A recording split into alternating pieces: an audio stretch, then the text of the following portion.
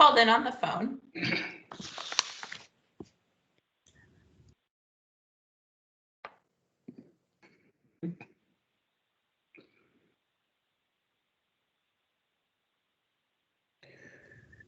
Sarah.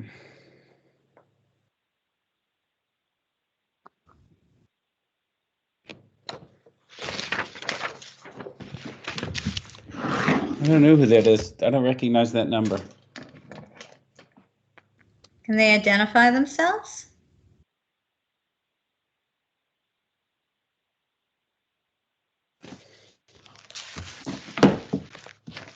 Can press *6 to unmute.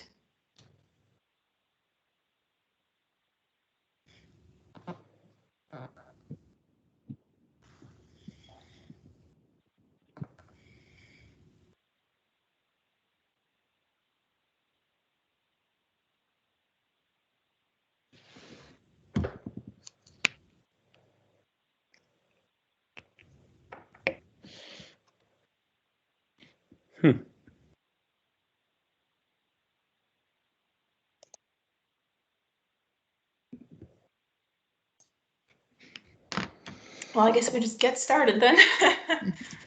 Yeah, I guess. I'd like to have a few more people engaged. We don't have a quorum, so there's not a lot of activity that we can do. Does anyone have any updates? And except for the phone number, I don't know if there's anyone for public comment. Hey, Mark, can you hear me now? This is David Mears. I'm just in and out of cell service. Oh, hey, David. Hi, I didn't recognize the cell phone. Yeah, no, sorry about that. Okay. So we're still shy of,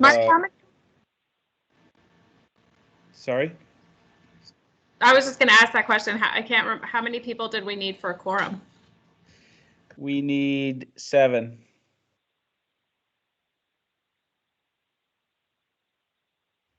I think you have 7. 6, right? Bob, Lori, Carol, Wayne, me, David, Hillary. That's, I guess that's 7, yeah? Carol counts. It was a long drive from Middlebury. 1, 2, 3. Yeah, we have 7. Bob, Carol. I had to write it down so I could count it rather than just looking down the. All right, so I guess we can get started. So welcome to the May 10th meeting of the Vermont Citizens Advisory Council on Lake Champlain's future. I'm Mark Nod, Chair. We are recording this for viewing and for minutes. Typically, we provide an opportunity to introduce ourselves. Everyone on knows everyone else, so we can do away with that formality. Are there any agenda items or any topics people would like to bring up to add to the agenda?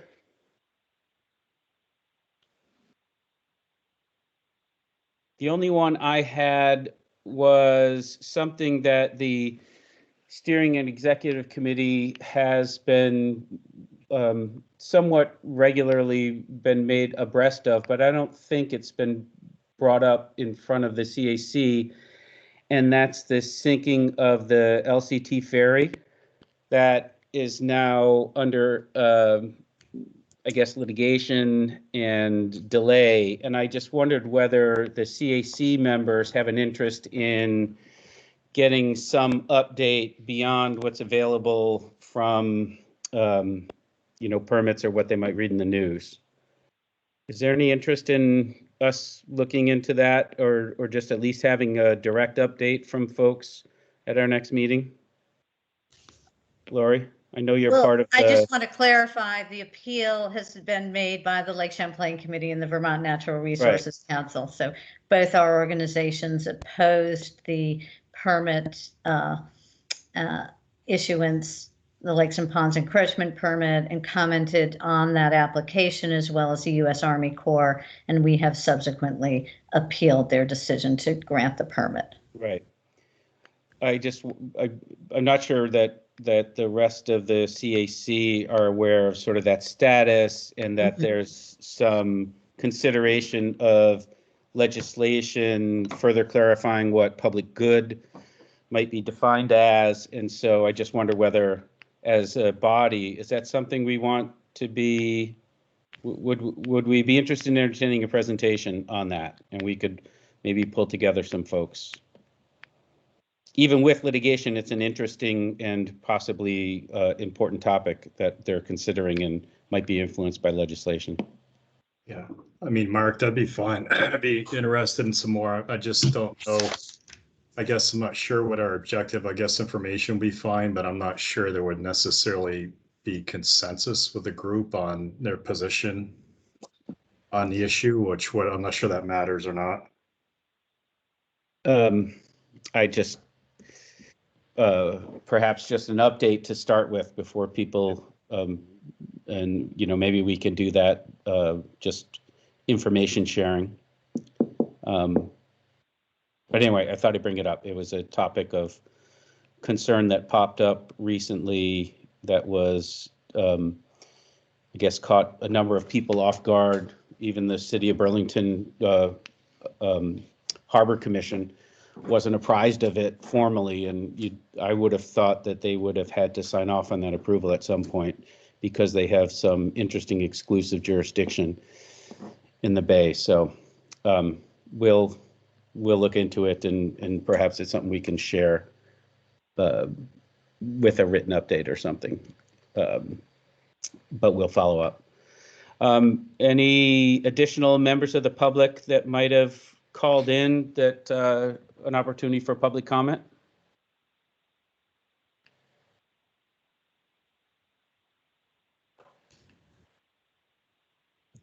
With the number ending in 5790, *6 to unmute yourself and let us know who you are.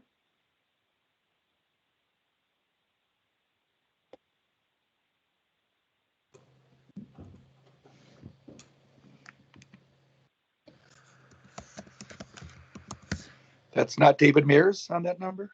David. It was 8933. David was 8933. Correct. Yeah, I'm at that number. Thanks.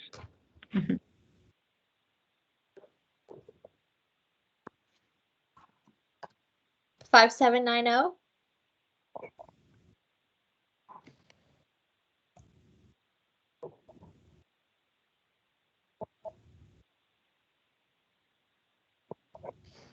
Okay. I guess we'll move on to the action item we have, which is review and approval of the April 12th meeting minutes. And we actually have the March minutes from our last meeting where we didn't have a quorum. Does anyone need a motion first to approve? And I guess we could do both meeting minutes. I'll move both meeting minutes. This is Carol. Thanks, Carol. Is there a second? Second. Second. Wayne and Hillary. Any comments on the minutes? The most recent ones were the Ryan Patch's payment for ecosystem services update, and then the legislative day updates were the two key topics.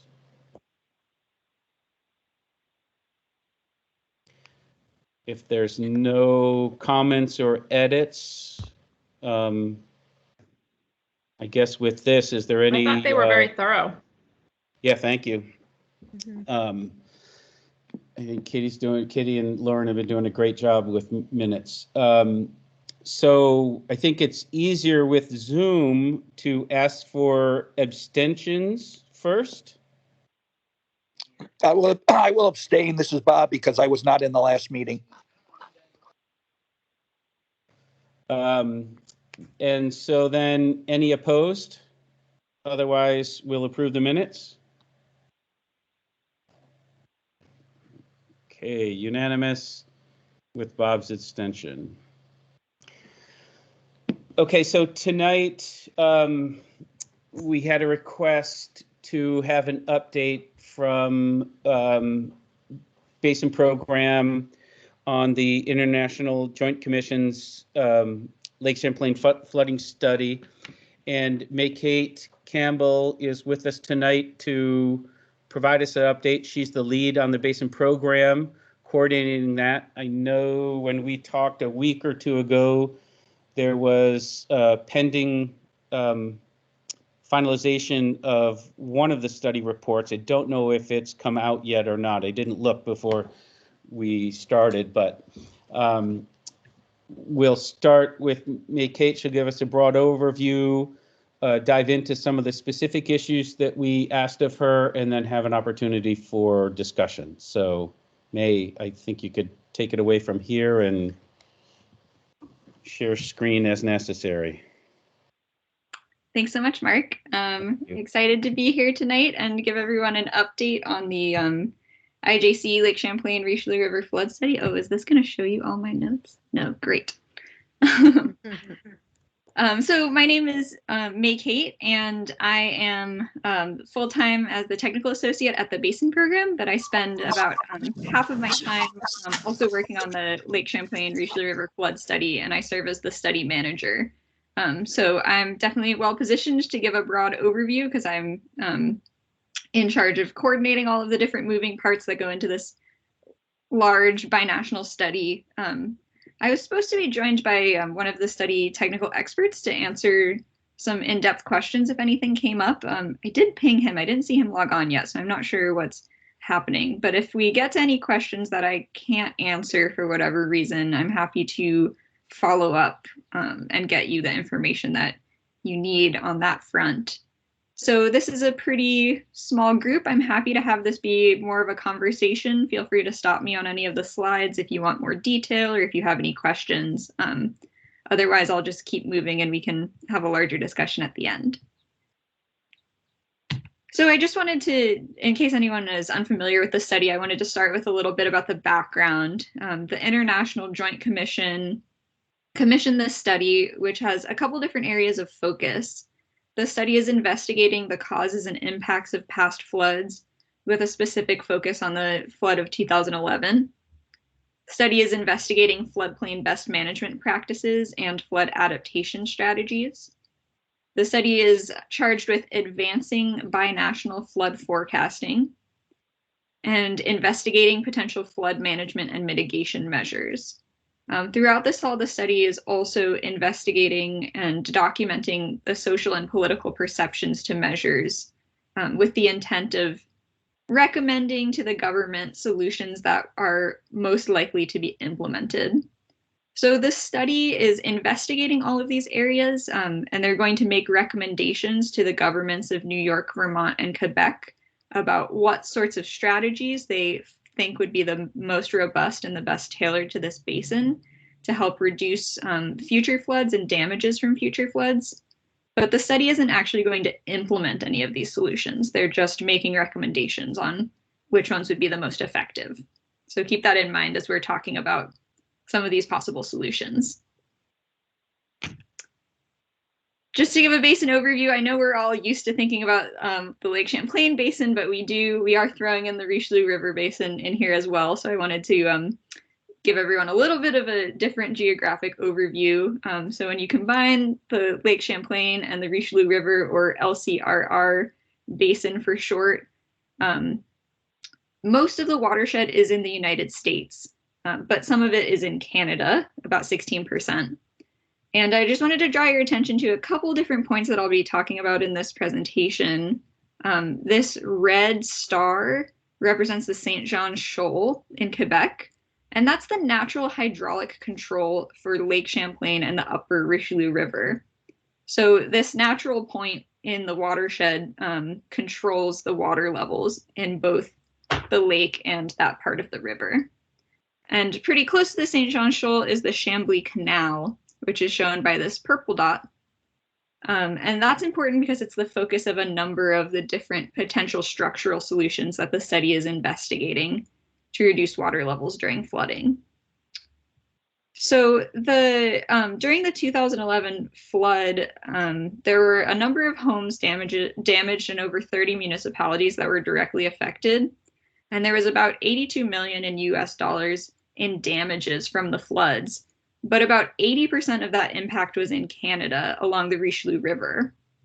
We do have the interesting situation here where the international border largely coincides with the lake to river transition. So the study has to balance the needs of communities along the lake and along the Richelieu River when thinking about potential solutions to flooding. And just to remind everyone, we think a lot about the flood of 2011, but flooding is an ongoing issue in the basin. So while the flood of 2011 was the largest flood that has occurred in this watershed, there are a number of large floods that have occurred in the past, and there's a number of other times and other IJC studies that have been looking at potential solutions to flooding in this basin. And sorry, was that a question? Okay. Yeah. Kate, I'm just wondering if you can, in talking about flooding is also a very natural and necessary part of the ecosystem. And so just as you're if you can kind of put that in context as part of this, this study, because it's very important that we think of flooding as in context for its tremendous value it's just part of what the lake does and the lake system does, and we need to think about that as well. Definitely. So that's a big part of the study, because they're considering, not necessarily only ways that water levels could be reduced, but ways that we as our human communities can, live more in balance with nature to reduce the damages that our communities suffer, excuse me, if flooding is to return again. And I'll also talk a little bit about that when I get into the study's investigation into enhancing wetlands, because that's obviously a good related piece of that investigation as well. Mm-hmm. So thanks for bringing that up.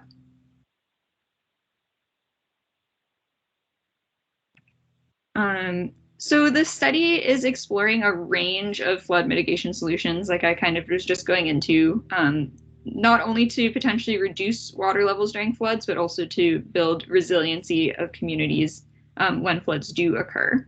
So there's two broad goals of the study's investigations. One is investigating ways to reduce high water levels and limit flooding impacts that way. So the two kind of sub goals in that area are investigating ways to reduce lake and river levels through structural solutions. And the other is to impede water inflows to the lake by enhancing wetlands or storing water on land during floods, such that flood damages are less impactful. And then coming at it from a slightly different angle, another goal is to investigate ways to reduce community vulnerability to flooding and build flood resiliency.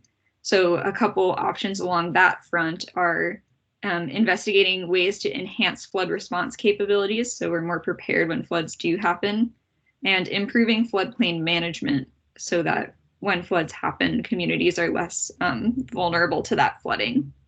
So final recommendations from the study to the IJC and eventually to the governments will include results from all four of these areas of focus. I'm going to go into detail about each of them, but I'm particularly going to focus on this first goal, reducing high water levels and limiting flooding impacts, because I was informed that that was something that is of interest to this group in particular. So just a little bit about the ways that the study is evaluating these different options to reduce flooding and flood damages. The study has developed a pretty sophisticated modeling tool that's called the IC model. That stands for Integrated Social, Economic, and Environmental Model.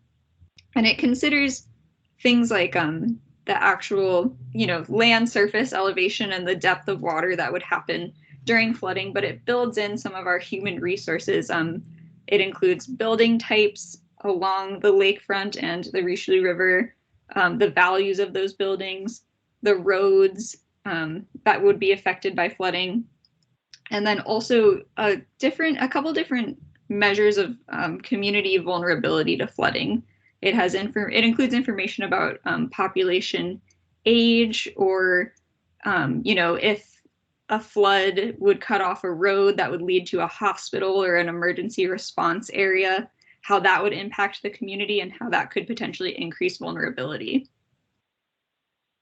So it incorporates all these different spatio-temporal databases that have all of these information. And it also includes information about water levels over time and different performance indicators, some of the ones I mentioned, like emergency response capabilities or accessibility to hospitals.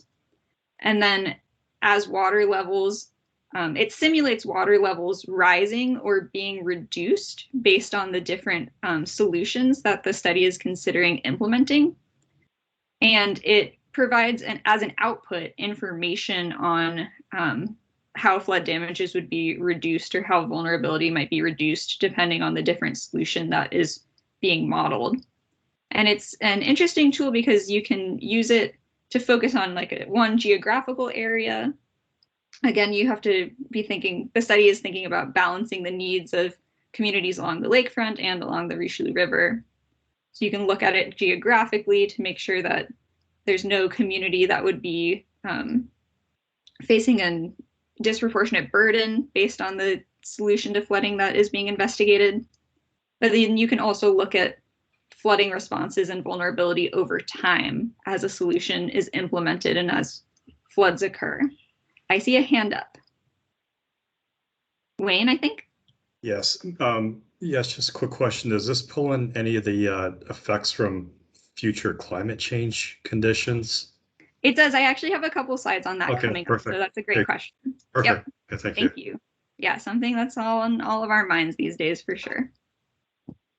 So this model is being used to investigate, to model the different outcomes that would come from the solutions that are being investigated towards flooding. And again, it considers those effects from a number of different social lenses.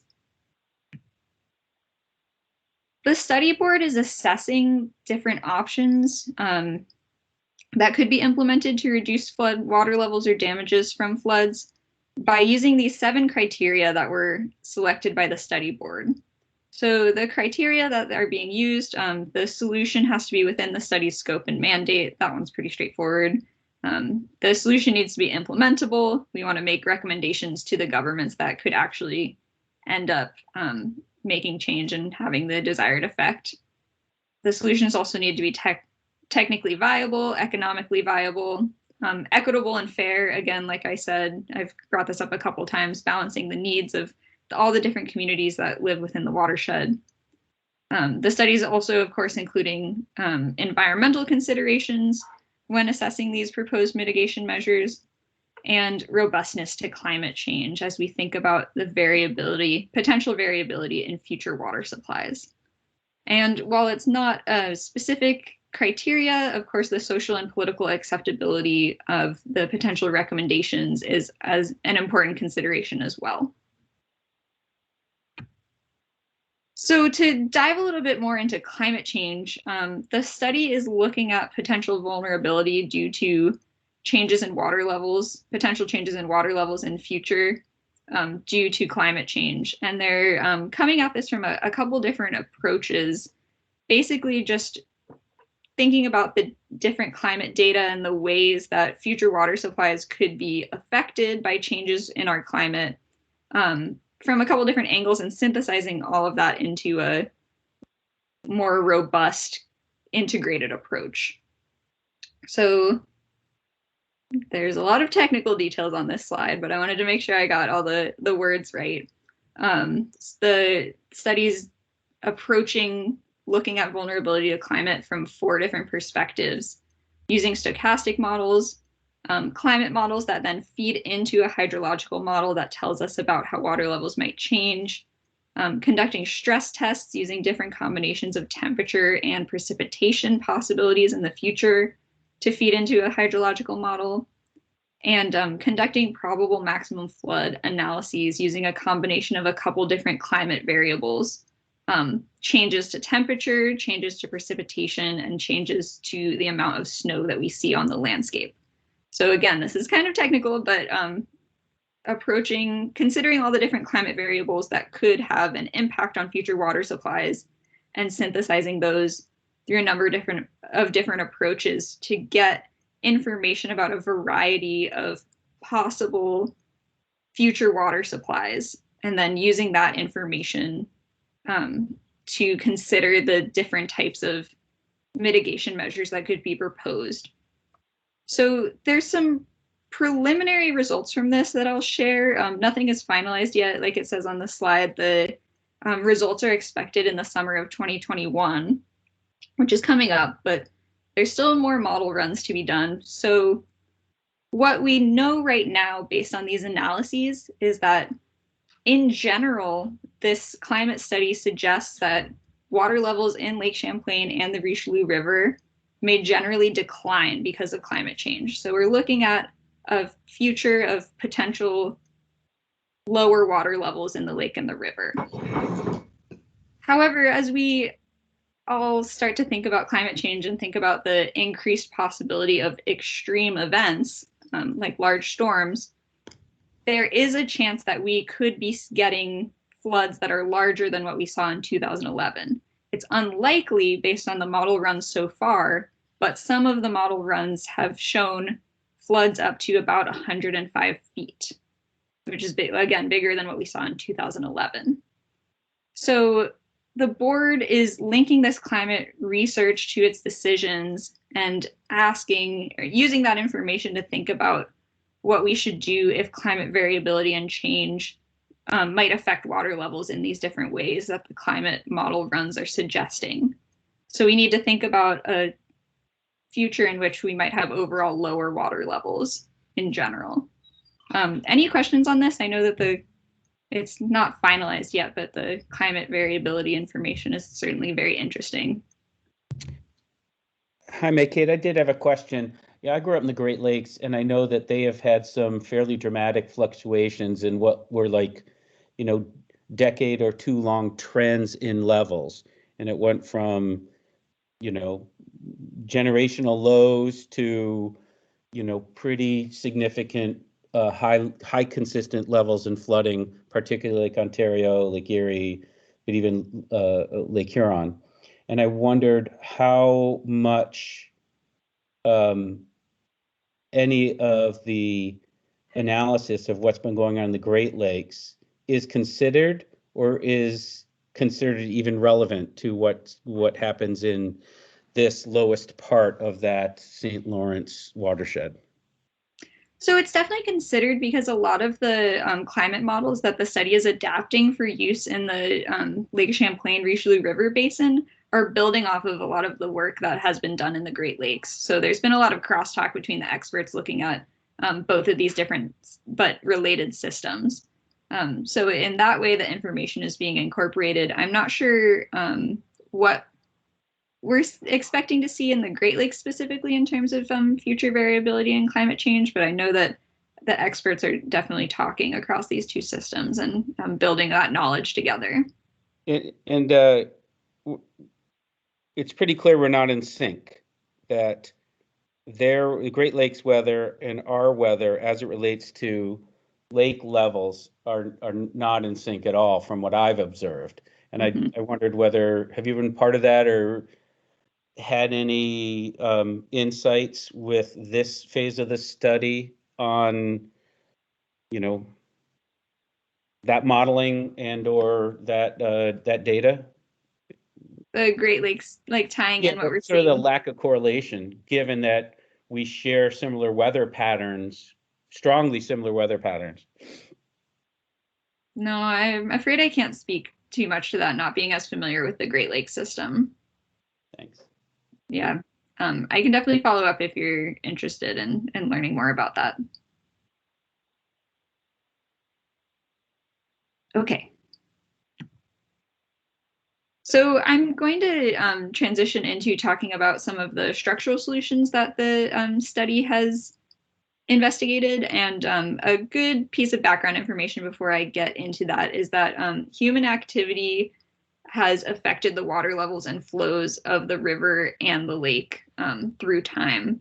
So particularly close to the hydraulic control point in Saint-Jean-sur-Richelieu, shown in this map, there's a number of alterations that have been made to the river channel that, like I said, have ended up increasing water levels both within the river and the lake. There's a number of eel traps that were installed in the 1800s, and there's remnants of these eel traps that remain in the water today. There's some submerged dikes that were used as part of mills. There's actually even a man-made island in the middle of the channel, Iberville Island. A number of bridges and bridge piers. And then the Chambly Canal that's shown here that was put in as a way for boats to circumnavigate the shoal was widened in the 1970s, and that increased water levels. We also, as you can see, have people living really close to the floodplain. So in investigating ways to reduce water levels, the study at first focused on 6 possible structural alternatives. The first option is the removal of some of these human-placed artifacts around the St. John Shoal. The second option was to consider diverting water through the Chambly Canal during floods. So that would let water go around that natural hydraulic control point and reduce water levels on the lake and the river more quickly than they would be reduced naturally. A third option was to combine parts of those first 2 options, so combining removing some of the human-placed artifacts and diverting water through the Chambly Canal during floods. And then a couple more options that were a bit larger structural options were considered.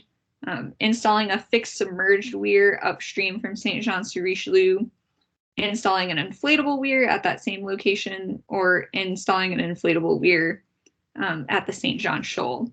So Mark alluded to this earlier, but the report that investigates these 6 options in particular and how the study decided which from these to invest further resources into considering, I believe was posted today. I gave our technology person the go-ahead, so assuming that she actually was able to get it on the website, it should be up there now.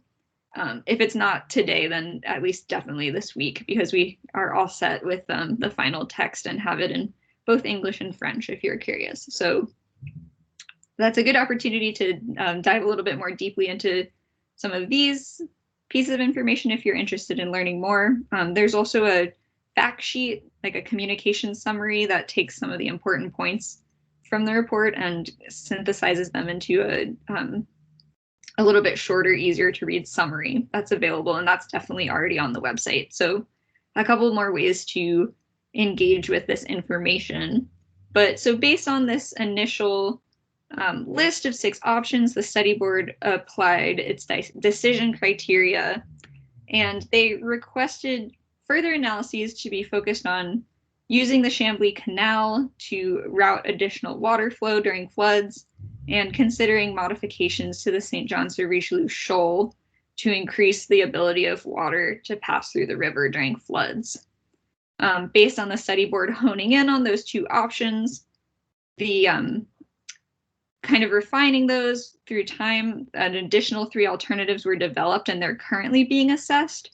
So information on these 3 alternatives is not included in that report, or not as much detailed information is not included in that report that is coming out today, but I'll go through a little bit of the analyses that have been done, and then there's going to be an addendum to that report published in a couple months that'll dive into these structural solutions. So the first alternative under there is removing human artifacts on the shoal and adding a Crump weir. I'm going to go into a little bit more detail on that. Doing an optimized Chambly Canal diversion. This is like a large-scale modification of the Chambly Canal to be able to route large amounts of flow through time. And this study actually has ceased pursuing this option because it was determined not to be cost-effective. We simply don't see large floods frequently enough to justify the amount of spending that would be required on optimizing the Chambly Canal to be able to convey those large flows over time. And then the third option here is alternative one with a added in low volume Chambly Canal diversion. So that's what I'm going to be talking about a little bit more in the coming slides. So this just gives you kind of a map of some of these alternatives that are being considered. So reshaping the shoal, adding in a Crump weir, and then removing some of the human-placed artifacts that are contained within the channel. The third option, again, is doing the Crump weir and a low volume flow diversion through the Chambly Canal. So for these alternatives, the removal of the artifacts and the modest Chambly Canal diversion and artifacts removal combined, for an event like 2011, we would see a modest, for just removing the artifacts, we would see flood relief during major floods. We would see a little bit more flood relief during major floods with the modest Chambly Canal diversion added in. The advantage of the Crump weir, and the reason that the study has been considering it recently as we've started to refine some of the climate change information, is that it actually also provides benefits to the lake and the river during low flow events. So the Crump weir would help kind of stabilize water levels during low flow events as well. So Lake Champlain in particular during a low flow event, like in this case, they're referencing an extreme low water level that was experienced on the lake in 1964. It would raise that low water level by 10 to 34 centimeters. So this is a solution that the study is particularly interested in because it's robust to the potential low water supply levels that the climate models are suggesting we might be experiencing more frequently in the future. Any questions on that? Okay, I will keep going. So that's what I wanted to share information-wise about the potential structural solutions. I'm going to switch gears into the study's investigation into enhancing wetlands to reduce water levels during floods. So unfortunately, Lake Champlain is very long and skinny, and it makes it hard to put it on a horizontal PowerPoint slide. But so this map is showing some of the modeling that the study has done in terms of adding wetlands. So I'm sorry again that this is so small. But these dark blue colors are places that the study has developed a tool to model the optimal locations to add wetlands to in the basin in order to slow, during large rain events or large snowmelt events, slow water ending up in the lake that will reduce flood peaks over time.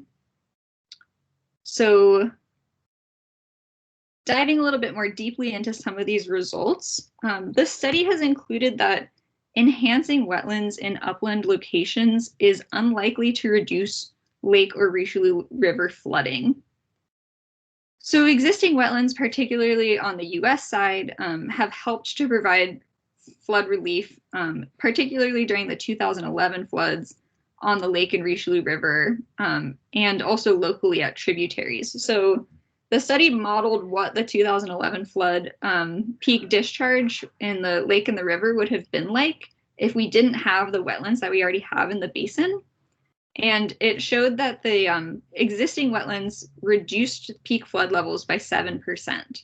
So we're already seeing a number of really great benefits. This is a flood study, so that's what they're focused on looking at, is the reduction in water levels. But the existing wetlands are providing that, and of course they also provide other water quality and habitat benefits. However, because we're looking at solutions to flooding in particular, the analyses done by the study determined that a pretty large land area would be required to show any substantial benefits to reductions in water levels, any further reductions in water levels during large floods. So an area about 3/4 the size of Lake Champlain would, within mostly the Vermont portion of the basin, would have to be converted to wetlands in order to produce a comparable amount of water level relief as proposed for some of those structural solutions that I was just talking about. So, you know, if you start to think about the amount of land that would have to be required, and then converted to wetlands and some of the implications around that, it gets pretty complicated pretty quickly. And the preliminary benefit cost ratio suggests that for flooding, at least, this is not a cost-effective mitigation measure within the basin. However, like I mentioned, wetlands can provide many benefits, like reducing tributary flooding, and reducing local impacts of flooding. And they also improve water quality by trapping nutrients and other contaminants and provide essential aquatic habitat. So one potential legacy of the study, and something that we've been discussing with Vermont partners and are hoping that there will be a broader interest in, is passing on this tool that was developed by the study to identify these areas where adding wetlands can have the most impact in terms of flood reduction. This tool covers the whole Lake Champlain-Richelieu River Basin, and that could be used to determine areas that, you know, individual municipalities or states could target to add these wetlands to. So that would be definitely a benefit from the Vermont side, because the study is only focused on reducing lake flooding. However, we know that around the tributaries to Lake Champlain, we also see impacts from flooding. And while the study isn't charged with investigating that, this tool could have local impacts in those tributaries that would be greater in terms of reducing floods than it would on the lake. Any questions on that? That was my overview. Oh, I see a hand up. Lori. And you're on mute. Sorry. Thank you, Kate. It's really helpful to have that overview. You noted that the wetland amount, in order to have a substantial impact, would be, you know, too large an acreage and too big a price. But I'm wondering if you can give us some numbers and put that in context in terms of the how does that number compare to the loss of acreage over time that we've had? I mean, right now the estimate is what, around 300,000 acres of wetlands we have in the Lake Champlain watershed, but that we've lost 35 to 50% of the actual wetlands acreage over time. So where does that figure, your figure that you're sharing, fall in? You know, what are those numbers? How does it compare to what the wetlands acreage that Lake Champlain originally had? Yeah, that's a really good question. The cost benefit analysis is particularly new. You know, it became clear pretty quickly when we were talking about such a large land area that it probably wouldn't be economically feasible, and that's something that the study is, of course, charged with investigating.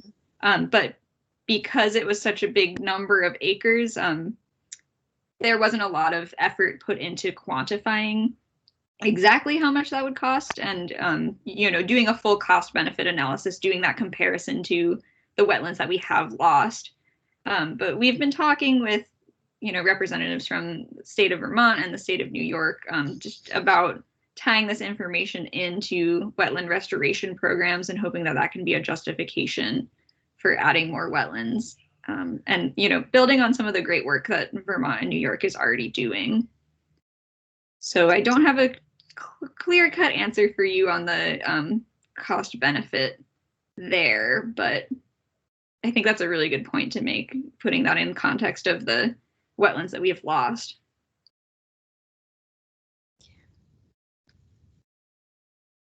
Did you have a follow-up point? No, I would like to know that number of wetlands, the acreage of wetlands that they were originally looking at in that study.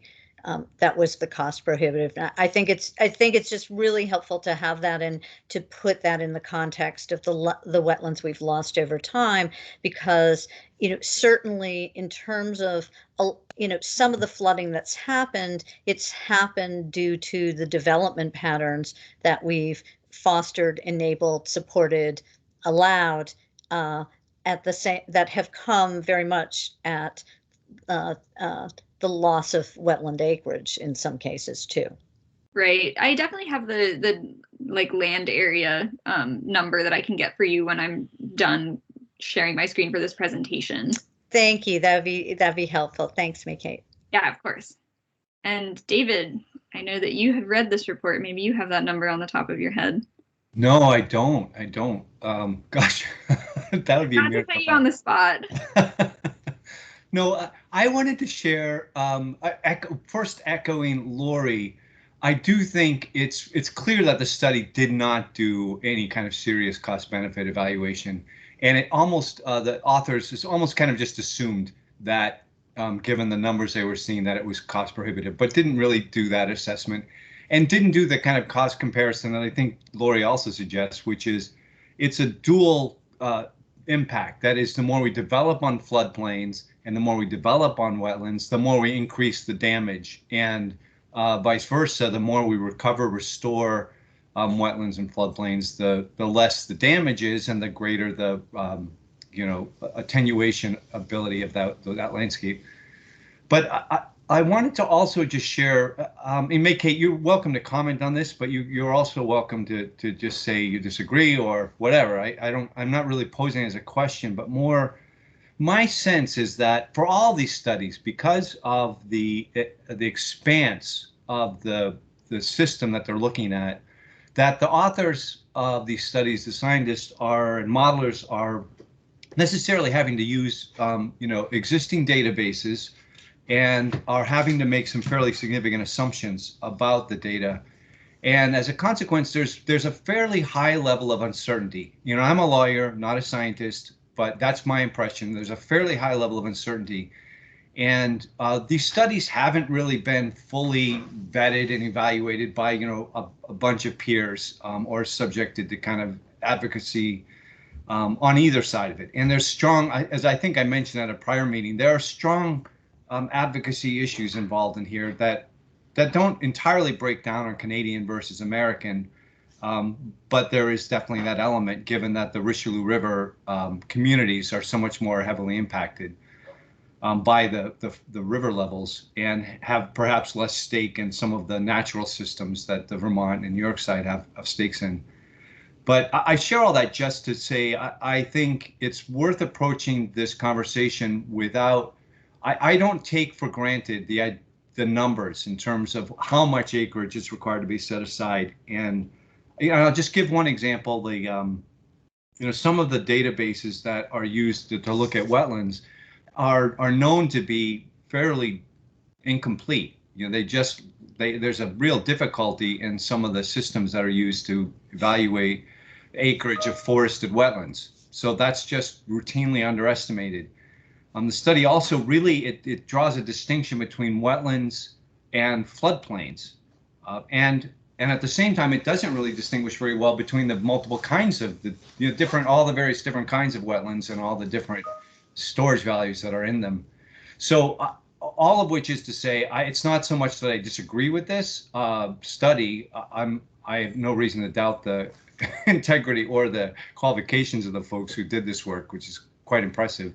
But more, I find myself wanting to go deeper before I'm willing to kind of accept the conclusion that even just for attenuation of flows, we should be thinking more intensely about how to better invest in restoration of floodplains and wetlands. Right. Thank you, David. Yeah, I think that's one of the hard parts about the study is we start thinking about putting all of these things into action, but it is, primarily a feasibility study. It's supposed to investigate at a surface to mid detail level a variety of different options to make recommendations to the governments. And with any of the possibilities I've been explaining today, if we're seriously considering implementing any of them, there is going to need to be a significant follow-up invested in figuring out how to operationalize some of them.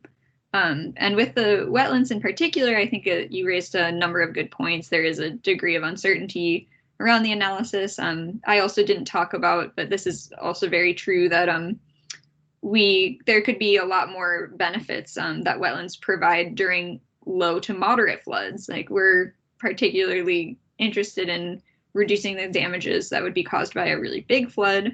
That's what prompted the study in the first place. But there's a number of different, additional benefits that could come from enhancing wetlands in our basin. And so definitely those points are highlighted in the report and not lost on the people doing these analyses. And it's something that will be important to think about, even if they're not the be-all end-all solution to big floods in particular. There's a number of other benefits that could be really great for our communities. Thanks for bringing all that up. Yeah, thank you. Thanks, Mickey. Sure thing. Any other questions on this? Otherwise, I'm going to shift gears into more of the emergency response and floodplain management topics. These are a little bit less well developed in the study, but I'll share some of the preliminary results. Okay, thanks everyone. Let's get my slide to go forward. So like I mentioned, the study is also investigating ways to improve flood prediction and emergency preparedness capabilities. So they'll be making recommendations about how an operational real-time flood forecasting and flood inundation mapping system could be implemented. The study has also surveyed the public regarding risks and analyzed hazard mitigation plans. So this picture is the report on the comparison that was done of state hazard mitigation plans between New York and Vermont. There's also been some effort put into researching early warning systems, and recently the Social, Political, and Economic Working Group on the US side has conducted targeted interviews with US emergency responders and planners in Vermont and New York to better assess their needs in terms of forecasting or preparing for floods. And they're working on synthesizing that information to inform efforts to make these recommendations on ways that we could improve some of those operations. So some of the preliminary analyses from some of the surveys and targeted interviews that have been done is that, then probably comes as no surprise to this group, within the United States, there were more concerns expressed about flooding along the tributaries than along the lakefront itself. And political groups and other emergency responders and planners expressed a desire for improved flood prediction capabilities and communications. In surveying the public, the study found that public risk perceptions were correlated with flooding experience. So if you've experienced a flood in the past, you're more likely to perceive risk around future floods. However, interestingly, in the United States, even when people have experienced floods in the past, most households reported taking no action to reduce future risk to floods, even if there was a high perceived risk of a flood occurring. The study found that TV, radio, and word of mouth between community members were the primary ways that people get their information around flood hazard information, and that's actually true in Canada as well. And in analyzing hazard mitigation plans for municipalities along the lakeshore in Vermont and New York, they found that flooding was not a concern at any level of government within these hazard mitigation plans. Most of the hazard mitigation plans focused on maintenance of infrastructure like roads and bridges and responding to that infrastructure being damaged. So the study is going to take all of these data into account when making recommendations on how to improve emergency response preparedness. Within forecasting, that was expressed as an interest. Oh, I see a hand up actually. Sarah, do you want me to go back a slide? Sure. I was just curious if you know how they surveyed about household actions to reduce risks. Yeah, I believe it was a like random phone banking kind of survey. So calling people within the basin and asking a series of questions. Sure. I guess more specifically, was the question just if households had taken action, or did it ask about specific practices to reduce risk? I think it was broadly just if actions had been taken to reduce risk from flooding, and it didn't specifically go into which actions at that time, but there's been some follow-up questions and more targeted interviews with the public to get at that extra information a little bit. Thanks. So, yeah. Good question. Thank you. So the study is incorporating wind, wave, and ice observations into the forecasting systems that already exist in order to improve our forecasting on Lake Champlain. So these are a couple examples of some of the products that the study is helping to develop. This one on the right shows wave height that's being modeled for Lake Champlain, and this is being validated this summer with a special buoy that's going to be put out in the lake to measure wave height. So adding that information in will improve our ability to forecast floods. And then this picture here shows another product. The black line is the actual observed water levels on Lake Champlain. This is in Whitehall, and then this is in the Richelieu River in Quebec.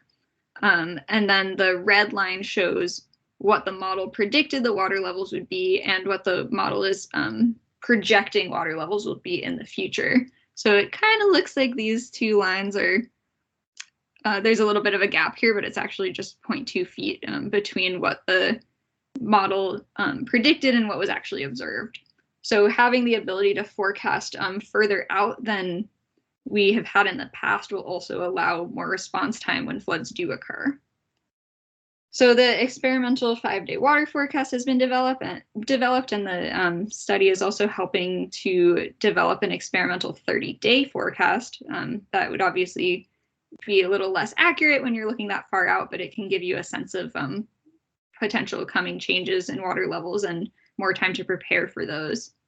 And there's a variety of flood mapping components, like mapping water levels during floods when they do occur or when they might occur, that can help communities prepare a little bit more targeted interventions or relief when there is a chance of a flood occurring. So I can share the link to where this Realcast Nowcast forecast is available after I'm done sharing my screen for this presentation. Thinking a little bit about floodplain management, the study is really just getting into this piece of its investigations. So there's 4 particular areas that the study is investigating along the theme of floodplain management, looking into flood risk mapping, how we can better communicate when there is a risk of floods in order to help people prepare better for those floods, ways that we can better manage the occupancy of our floodplains, and ways that flood insurance programs might be used to, incentivize good floodplain management and make sure that our communities aren't at risk when floods do occur.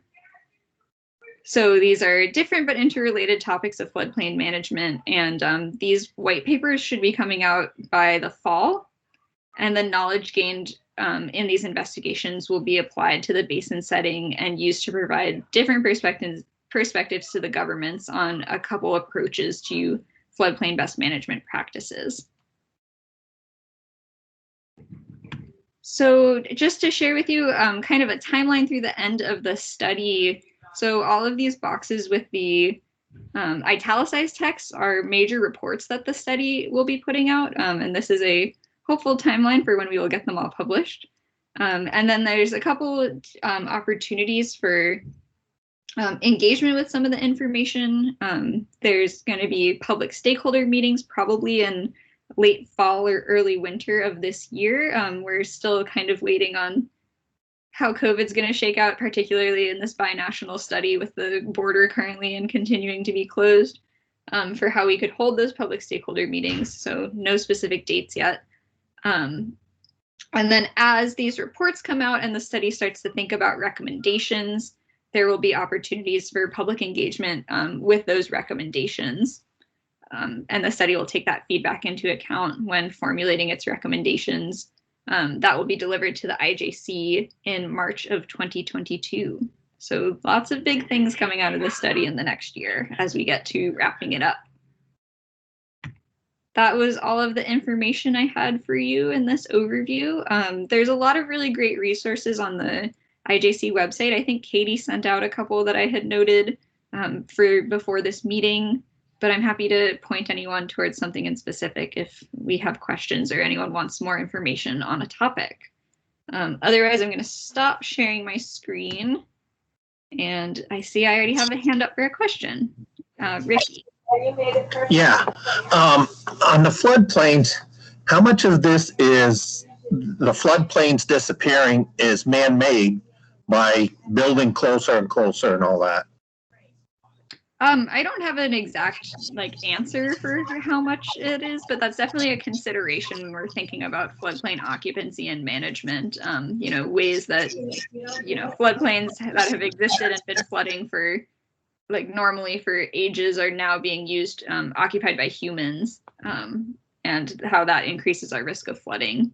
So ways that we can better manage how we use our floodplain resources so that communities aren't vulnerable to flooding when they do occur is certainly a big part of the investigations. Okay, I also see Wayne's hand up. So north of the border, it appears that they're more focused on some of the structural improvements at this point. I think you mentioned there wasn't much opportunity up there for, the way the river is for wetlands, kind of more some of the natural solutions. Okay. Yeah, that's true. In the obvious, there aren't really any consideration of structural improvements or anything, opportunities between Vermont and New York, and sounds like more of the focus there is on the natural areas, the wetlands and floodplains.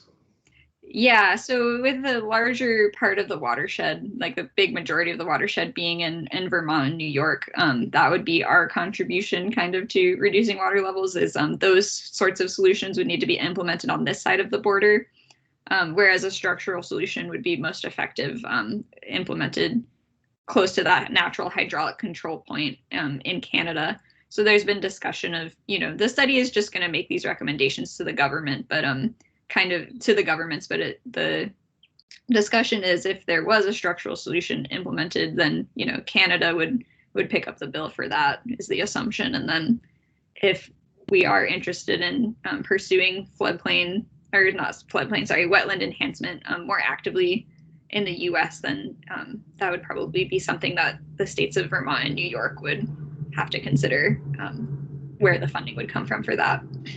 Just another add-on. So on the loss of wetlands, Lori mentioned some statistics. Are we kind of staying the course over the last few years with some of the more restrictions, or a lot of those wetlands, or the majority of them lost, 15 to 30 years ago?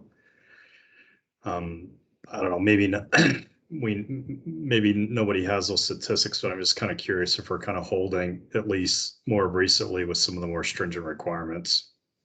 Yeah, I'd be happy if someone who knows better than me would chime in, but my understanding is that there's a pretty good incentives towards maintaining existing wetlands right now, and Vermont's doing a good job of actually creating or restoring wetlands on an annual basis, which is great. Yeah, and then we're trying to balance the wetlands impacts with some of the stormwater mitigation improvements, right? Which huge other benefits for, again, flooding, water quality, things like that. So I mean, in some cases, it's necessary to lose some just to meet some of those other requirements and benefits. Yep. Yeah, I'm sure that's how that plays out. Okay, I see Mark's hand next, and then David. Thanks. Your last slide, I think it showed a watershed storage report coming out in a few months. What is the context for that? I mean, on its face, it sounds like another study on natural structures, wetland, or, you know, upstream, up lake storage. So it Yeah, would seem odd that the structural report came out before the maybe in-depth studies and report on watershed storage would come out. So that's kind of just the shorthand that's getting thrown around in the study for the wetland enhancement options. I was trying to fit a lot on that slide, so I picked a pretty brief descriptor for that report.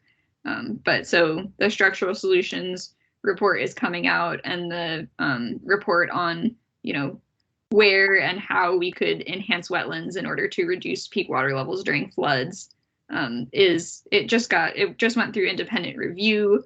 So it has a little bit more work to do to incorporate those comments, but then it'll be on the fast track to be translated and then published fairly soon.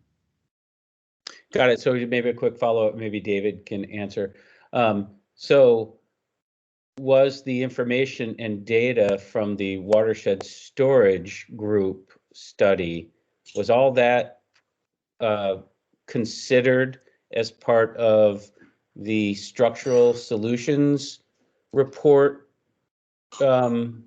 review in saying it costs too much and would take too much land? I'm just wondering what's the coordination of those? They seem like they're very connected, at least they were in the structural report, and for them to be, it seems very wide apart for the information to be shared. Maybe Yeah. it's public. Yeah. So it's a process question, I guess. Right. That's a really good question. So the kinds of different options are definitely being considered in isolation, but one big piece of the final year of the study is synthesizing and making those connections, and that process has already started, but really thinking about, like, you know, how can we combine these different potential solutions to reducing water levels or reducing damages during floods. Like, if we put effort into enhancing wetlands and that reduces water levels, and that gets combined with a structural solution that also reduces water levels, what is the ultimate impact during a large flood in the reduction of water levels? So kind of adding those pieces of information together. I don't have the answer right now, but that's something that the study is transitioning into considering.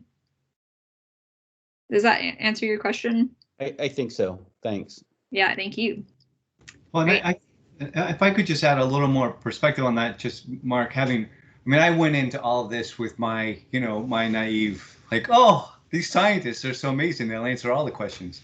And then you run in smack dab into the, you know, the limitations of the ability for anybody to completely understand every aspect of these incredibly complex systems. You know, for instance, some of the structural solutions that, you know, in theory one could consider are better, you know, I shouldn't say better, but increased storage behind dams higher up in the watershed. And that was not something that's really been evaluated. And I'm not unhappy about that. I frankly wouldn't want to see a whole bunch of proposals to build a bunch more large dams up in, you know, tributaries of Lake Champlain. So that was, you kind of anticipated, Mark, the question or comment that I had. And the only other thing I wanted to mention was in response to Wayne's question. I have seen, I don't have my fingers on it, but I have seen some analysis done by the Vermont DEC Wetlands Group and some of the wetland scientists in that team who are quite good, that look at some of the historic trends of wetlands loss. And it's certainly true that, you know, there's a tremendous amount of wetlands loss due to historic straightening and draining of our streams and rivers, and in the 20th century, you know, draining for agriculture up until the kind of onset of the modern federal environmental laws and the Clean Water Act and so forth. So we have, but that doesn't mean that there has not been continued harm or loss of wetlands. It's just not been at the same really dramatic rate that we saw in the first couple of centuries of intensive European settlement of Vermont. Yeah, thank you for that context. Wayne. And you are on mute right now. Yeah, so I assume with the structural measures, I sat in one of the presentations a while ago, and my understanding the topography, it's very flat till it hits about the shoal. And it's a pretty significant drop off from there to the St. Lawrence Seaway, in elevation wise. So I'm sure there's sensitivity with these weirs and all that. I mean, low water levels are as bad or could be worse than having the flooding. So I assume they're adding, with the structural measures, having to do these weirs, because the solution isn't just to move more water through the Richelieu on a daily basis. If we still also need to maintain minimum levels, as we're seeing now. I mean, we're probably 2.5 feet below, kind of normal May water levels. And, if things stay, it's not going to probably be a great situation as we move into the late summer and early fall this year. But I think that was part of the discussion, is that, you're trying to balance the flooding issues and better manage that, but you also have to be careful and sensitive to the low water levels and those impacts they have. Yeah, definitely. That's why this study is only considering options, structural solutions that wouldn't lead to even lower water levels when we're already experiencing low water levels over time. So that's one of the potential advantages of the Crump Weir, that would maintain a little bit higher water levels when we are experiencing low water levels, but would reduce water levels during flooding.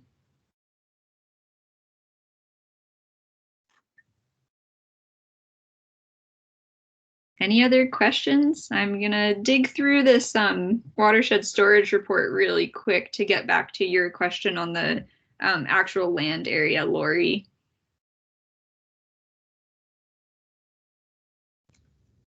Great, thank you, May Kate. Of course, happy to follow up.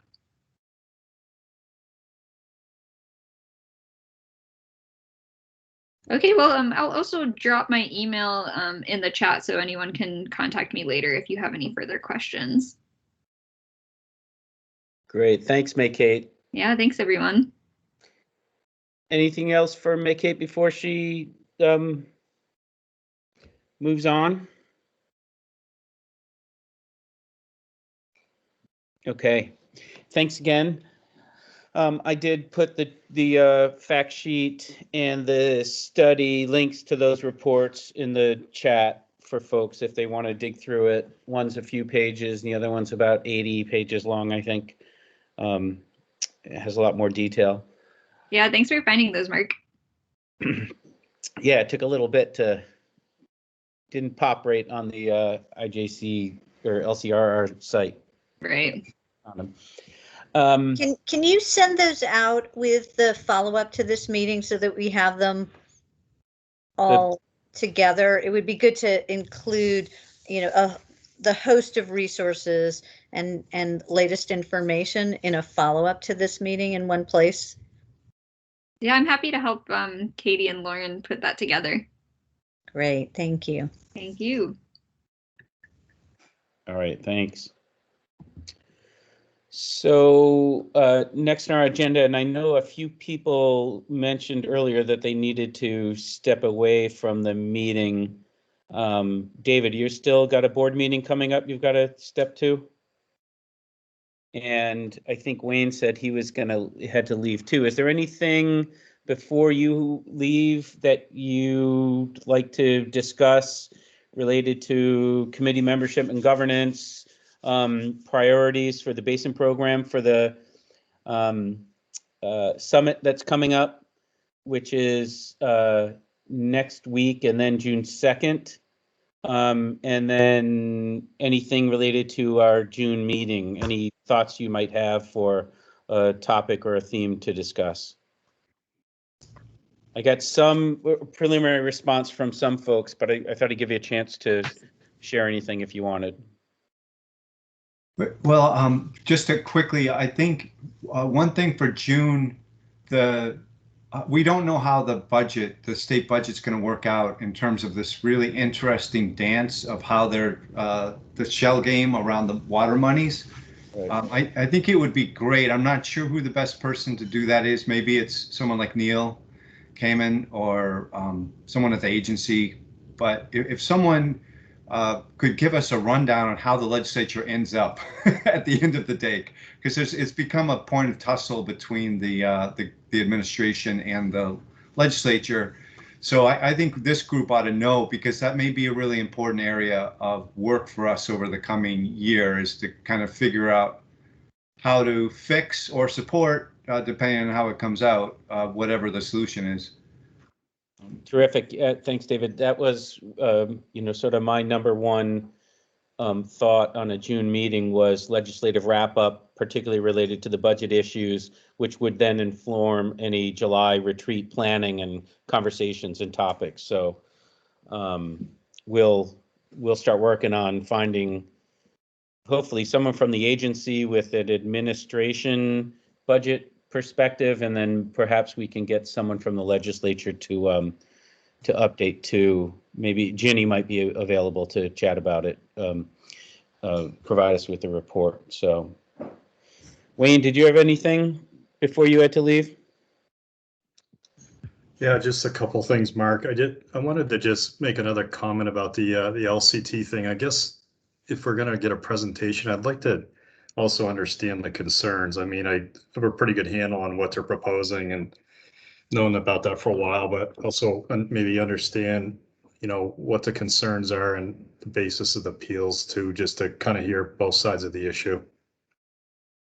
Yeah, I thought maybe if there was sufficient interest, we would just have an update and sort of have someone be able to share sort of what are the issues and what some of the relationship of the legislation that's being considered and things like that. So we'll see. I know Lori is a party to the litigation, and John Groveman at VNRC I saw was the lead, and so we'll see if we can find someone that can provide a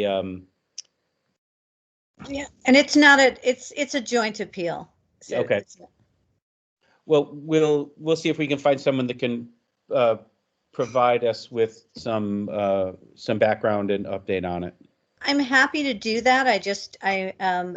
I'm not sure it's best at the June meeting. There are a lot of other deadlines on that issue for June. I mean, we can do it, but is the CAC thinking of taking a position on this? I think it would just be helpful to know what's the focus. Yeah, my sense is that we don't have enough. I don't think the membership of the CAC, my sense is doesn't have sufficient information to even come to taking a position. So it's more of just what are the issues, and issues related to the appeal, issues related to considerations for legislation, things like that. The exactly what they're doing is fairly well documented in the permit application and in the granting of the permit, I think. Mm-hmm.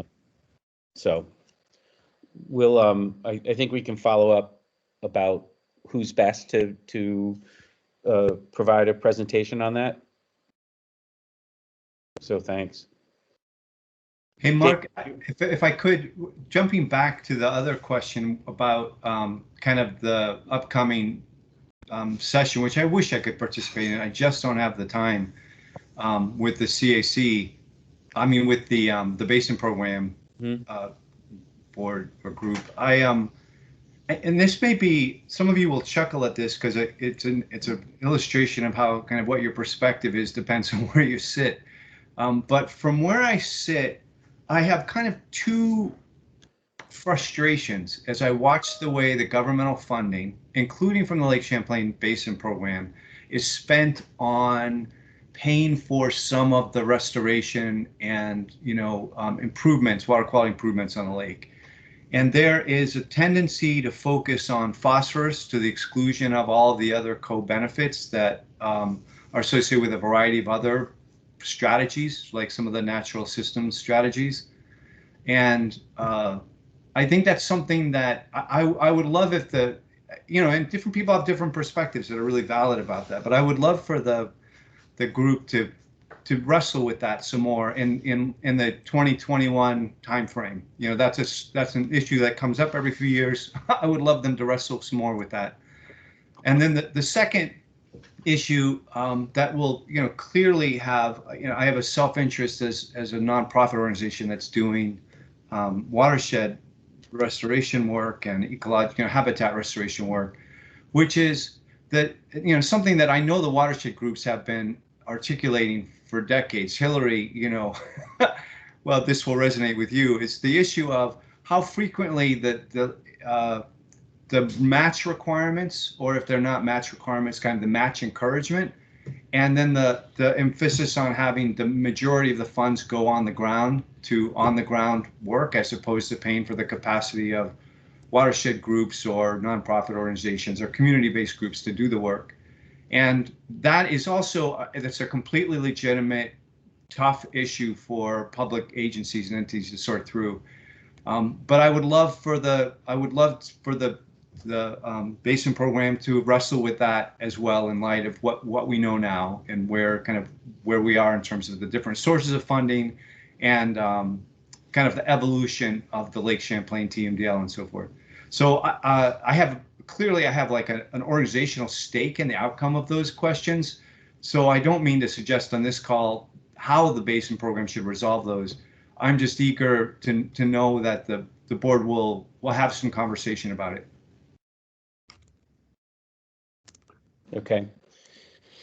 I think Sir Eric heard that. I did, yes. Thanks, David, and I actually agree with your points that you offered. I understand that there is some frustration on the Basin program's tendency to focus on phosphorus. The EPA and the steering committee have been laser focused on dedicating our resources towards phosphorus, and to a somewhat lesser extent on invasive species management. Occasionally we are able to support programs beyond those two topic areas, but not to the extent that we really should be. It doesn't really help that more than 30% of our appropriation is written into law that we have to, it has to go towards implementation of the Vermont TMDL. So that, that's $6 million out of our $15 million budget this year alone. That's going directly to implementation. I mean, and most of those projects have many co-benefits as well as the upside there. But I'd be happy to talk with the group at some point about that. And I'll just add that the technical advisory committee met Wednesday last week and talked about or the Vermont CAC's resolution for expanded monitoring around agricultural pesticides and herbicides, and Mark was there for that conversation, and it was a very, very good conversation. There was some great presentations and really good dialogue, and I'm hopeful that we'll be able to move forward with some solid recommendations for that. It's going to be a bit of a road to get there, but to get it started, but hopefully we'll be able to do something on that. Yeah, and I know, David, just to follow up, and with Eric, I know organizational capacity ebbs and flows, right? It's a hot button issue, and then people are really implementing projects, and then funding shifts or other funding priorities shift, and you still have to keep the lights on and keep people on board to be able to even think about doing it, whether it's writing reports or writing the proposals. So I'll be certain that it's brought up in our work next week and again on the 2nd during the summit. Thanks so much, Mark, and thanks for letting me get a last word in before I duck off. Sure. So I see Wayne left. Our next, and thanks, David. Our next, some discussion on governance, and I just don't know. Have any of you? Yeah. Hillary has her hand up. I'm not sure if we want to wrap up that conversation before moving on to the next. Yeah, go ahead, Hillary. It's okay. I think this is coming up after the governance, so. So go ahead. What I just wanted to touch base on membership quickly, and wondered whether have any of you received anything from the governor's office on reappointment? Okay, I will follow up again.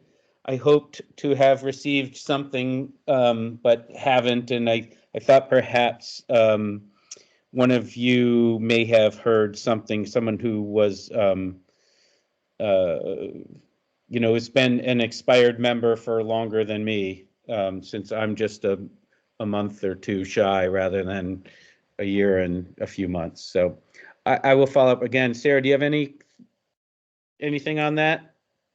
Just that I think that it is moving, albeit slowly. I can try to get a more firm update, but I just confirmed the members that are seeking reappointment and those, as far as I know, that are not continuing CAC membership. So I think that it's being worked on actively. In the last week, I was just emailing internally about it. Okay. Thank you. Go Are ahead. we, are we supposed to be doing anything? Because it's been a very long time since, and so I just want to make sure I'm up to date in terms of, are we supposed to be reapplying? I was told when I think my discussions with Commissioner Walk, when we had a long conversation about it, I gave him a list, and I said that everyone had previously applied using the governor's commission website and going through that process, but he didn't think it was necessary to go through that again for a reappointment, just to express an interest and work internally. And so that's what I think Sarah and I shared a list a few months ago, maybe longer, to start that process. Commissioner Walk promised to try to keep it moving along. And I sent an email out to, and I'm forgetting the person who runs that commission process or committee process, just for follow-up, and that was just last week. So I know Act 250, personally, it took a year and 6 months. I just received something in the last 4 or 5 weeks of a reappointment for an alternate member, so it's not even a, really active working. I see a lot of people with expired terms still actively engaged. So Sarah and I will work on it, and we'll follow up with you for the June meeting, hopefully.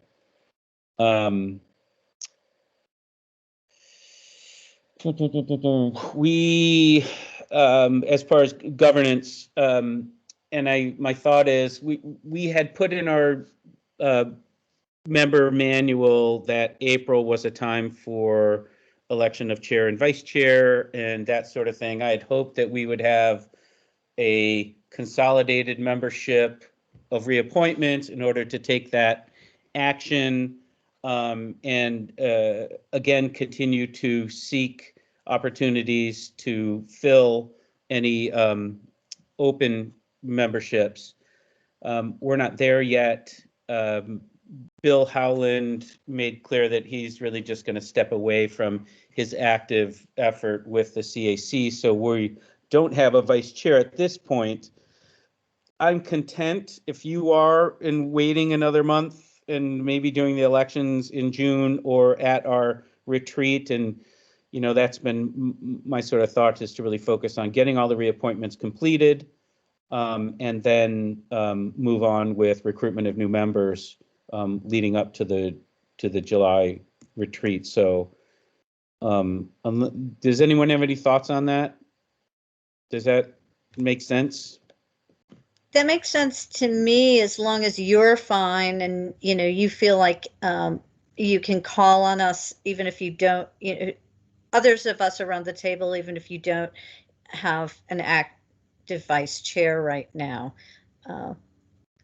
Yeah, I'm comfortable. I've been trying to engage in these next 2 meetings are an opportunity for CAC membership engagement. And I know Hillary and Bob both expressed a willingness and opportunity to participate in the roundtables next week. And I know, Lori, you said you were holding those out just in case, but we're very busy. I know Wayne and Wayne and David said they're just too busy. I think that Carol, if she's still on the line, I think she expressed some availability, assuming that the legislature would be done and not trickle into next week, but that wasn't fully clear. So I wanted to provide an opportunity. I guess we could do it now. Perhaps, Eric, if you wouldn't mind, just for Hillary and Bob and Lori and those who have expressed an interest in participating.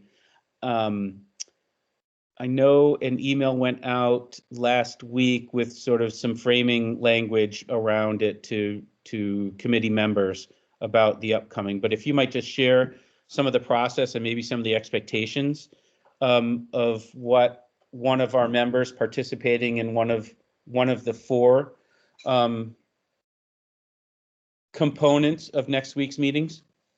Yeah, so the next week's, so we have at a higher level, we have June 2nd is the full steering committee summit, where we've invited all of our advisory committee members and the CAC members to join the steering committee to help identify priorities for the upcoming budget, priority themes for the upcoming budget cycle, and also priorities for the next opportunities for action.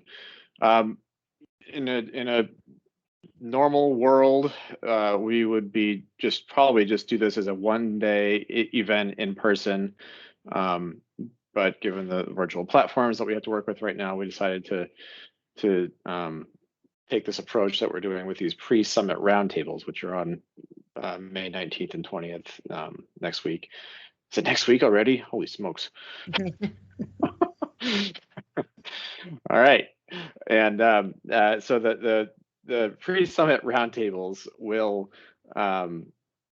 be like small group breakout sessions focused on each of the four goals of opportunities for action. So we'll have a clean water breakout group and a roundtable, healthy ecosystems roundtable, and thriving communities, and then informed and involved public. And the idea for each of those is to sort of pre-populate some themes, have some initial discussions around each of those goals to kind of head into June 2nd and to start that conversation for what will end up being, I think, about 8 different breakout groups on June 2nd that will do similar work there, but with the benefit of having started the conversation with folks who are interested in doing that on May 19th and 20th. We'll have facilitators, staff will be facilitating those roundtables on the 19th and 20th, and then we'll have EPA and NUIPIC facilitators helping us out on June 2nd to help us get to help the steering committee, I should say, coalesce around some themes for the budget and for OFA. And for Hillary, Lori, you have a question?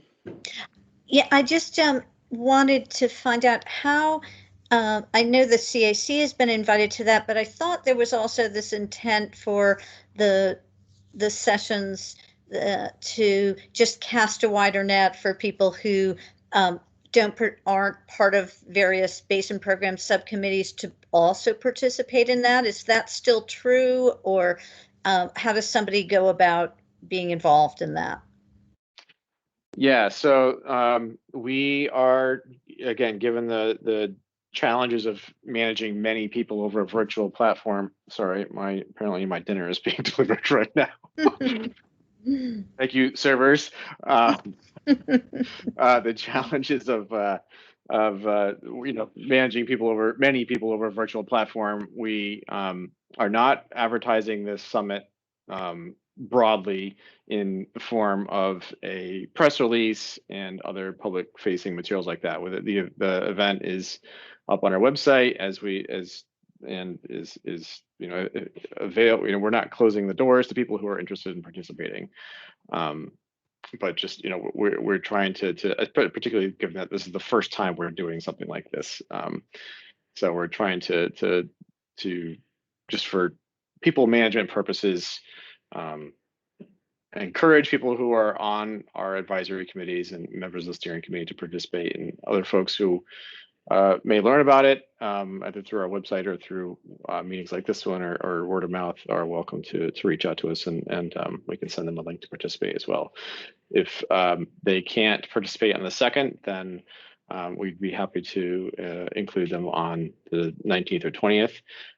But we're really trying to recognize people's time and availability, and encouraging folks to participate on the 2nd if they can, rather than both days. Mark is, and those of you who we did recruit to participate on the roundtable will be putting some time in for both days, but we don't want everyone to have to do that.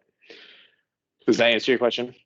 Yeah, so your preference is to have, community members who are interested, or just additional staff people from organizations who are interested, participate on June 2nd, rather, if they can only make one of those meetings, participate on June 2nd rather than May 19th. Yes.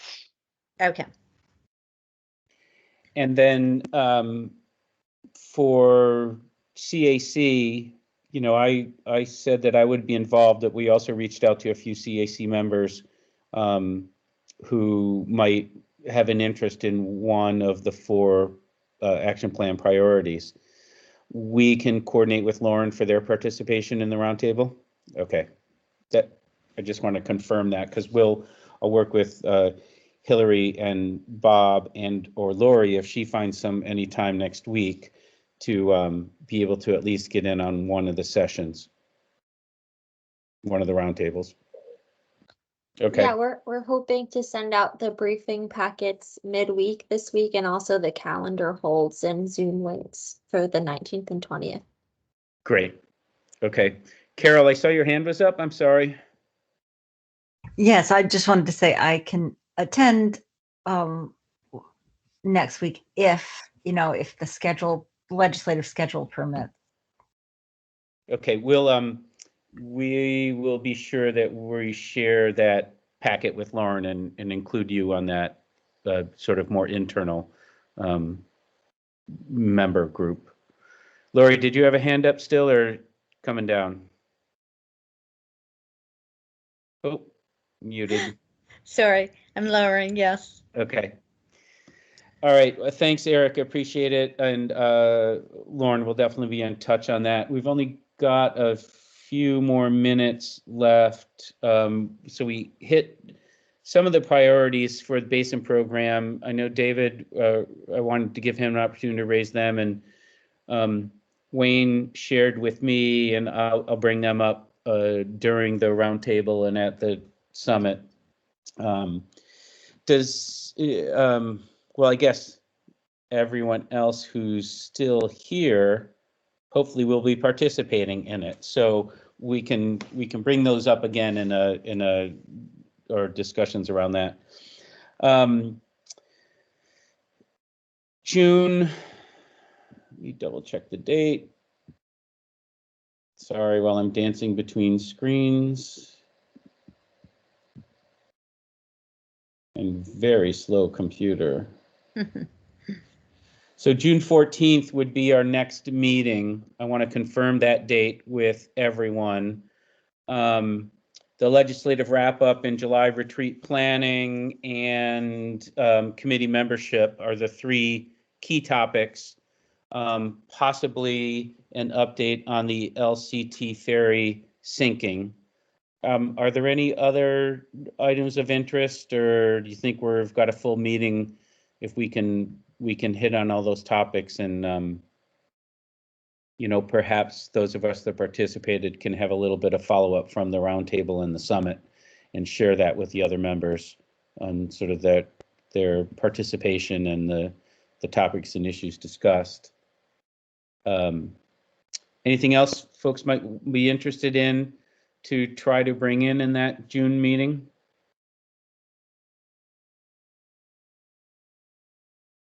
Seems full. Seems like a full and reasonable agenda to me right now. Lori? Oh, muted again. I'm just wondering if the CAC isn't going to take a position on the ferry. I'm just wondering, that the timing may be that gets pushed a bit. Yeah, I thought over the next week or two, we could have a conversation around what are the issues, what the presentation might look like, and decide then whether the timing for June makes any sense. Just as somebody who's involved in the appeal, I'm just noting that there are some pressing June deadlines. You're right. And so, you know, we're definitely going to prioritize the decision-making arenas. Right. Okay. Well, maybe we can put that on hold. Eric, did you have something? Yeah, this wouldn't not be for your June 14th agenda, but just as a heads up to the members, we are planning to issue our next State of the Lake report. We have penciled in, this is more of an internal date now, but I guess what I'm saying at this point, we're going external, but June 23rd is our target date to launch it. It will be a virtual launch. Hard copies will be out later in the summer, but that's what we're shooting for. Okay, thanks.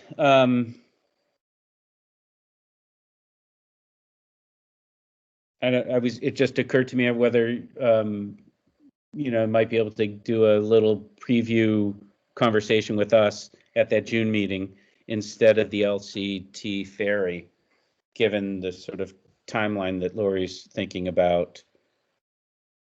Will you have anything worth chatting about preview, or will that possibly? I'll talk with I'll talk with the team about that.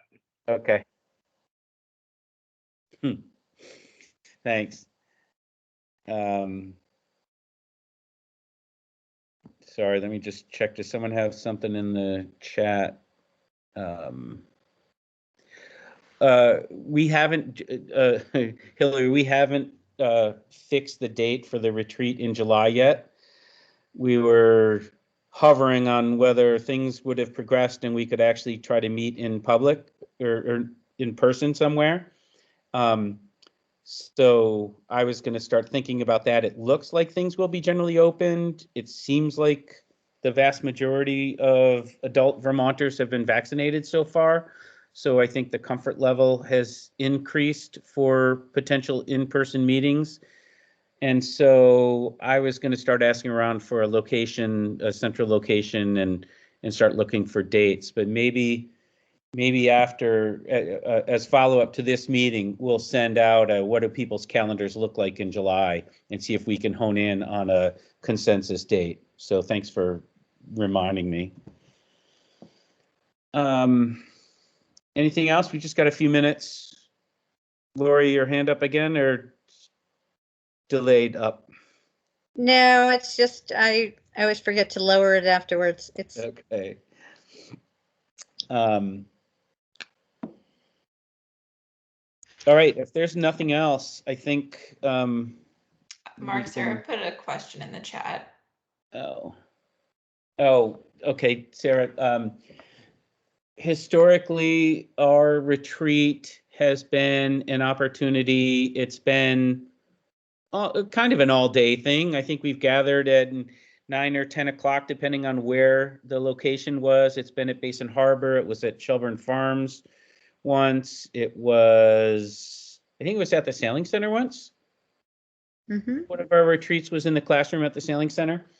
And we usually spend a chunk of a day with lunch. Sometimes there's a presentation or two, and we have discussions that are follow-up from sort of lessons learned, legislative action, the sort of work harder or celebrate, as David alluded to, of maybe what our successes or challenges were in the previous year, and begin to develop themes and dates for our next sort of year of meetings that start again. And then we usually took July and August off, but started the retreat just to try to get ahead of some planning for the action plan and sort of a thematic roadmap for our work as we work through the September to May or June meetings. I would say maybe half of the meetings were presentations and updates from agency staff or other experts and professionals. Would you say that, Lori? About half of that time was supported? Yes. So I didn't really have any thoughts on doing anything much different. Hopefully we'll have some new members in queue by then. Great, thanks. Sounds Sure. like fun.